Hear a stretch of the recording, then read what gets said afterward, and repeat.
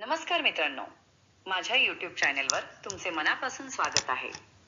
मित्रांनो, महाराष्ट्र लोकसेवा आयोगाने MPSC आपल्या विविध वस्तुनिष्ठ बहुपर्यायी परीक्षांच्या उत्तरपत्रिकेत आन्सर शीट अत्यंत महत्त्वाचे बदल केले आहेत. या संदर्भातील अधिकृत प्रसिद्धीपत्रक आयोगाच्या संकेतस्थळावर प्रसिद्ध झाले आहे. हे बदल नेमके काय आहेत आणि त्याचा तुमच्या गुणांवर काय परिणाम होईल हे आपण आजच्या या व्हिडिओमध्ये सविस्तर पाहणार आहोत. मुख्य भाग मायनस ठळक बदल. उत्तरपत्रिकेची रचना 2 भाग. आता सुधारित उत्तरपत्रिकेची मूळ प्रत 2 भागात विभागलेली असेल. भाग 1 हा भाग केवळ उमेदवारांना प्रश्नांची उत्तरे नमूद करण्यासाठी असेल. भाग 2 यामध्ये परीक्षेचे नाव, तुमचा बैठक क्रमांक, विषय कोड, प्रश्नपत्रिका क्रमांक आणि तुमची तसेच समवेक्षकाची स्वाक्षरी यांसारखे वैयक्तिक तपशील भरायचे आहेत. महत्त्वाची गोष्ट म्हणजे परीक्षा संपल्यावर समवेक्षक भाग -1 आणि भाग -2 एकमेकांपासून वेगळे करतील. 2. बैठक क्रमांक सीट नंबर. आतापर्यंत तुमचा बैठक क्रमांक 8 अक्षरांचा अल्फान्यूमेरिक असायचा, मात्र आता तो 7 अंकी न्यूमेरिक असणार आहे. तसेच हा क्रमांक संपूर्ण निवड प्रक्रियेसाठी कायम राहील. 3. पाचवा पर्याय, सर्वात महत्त्वाचा बदल.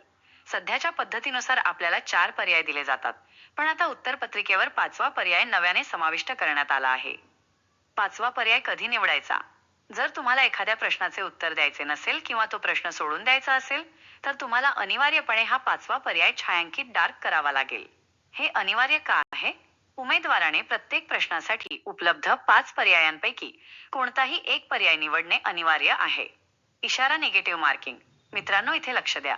जर तुम्ही एखाद्या प्रश्नाचे उत्तर दिले नाही आणि 5वा पर्यायही निवडला नाही, म्हणजेच गोल रिकामा सोडला, तर अशा वेळी त्या प्रश्नासाठी असलेल्या गुणांच्या 25% किंवा 1/4 गुण तुमच्या एकूण प्राप्त गुणांमधून वजा केले जातील. म्हणजेच आता तुम्ही कोणताही प्रश्न कोरा सोडू शकत नाही.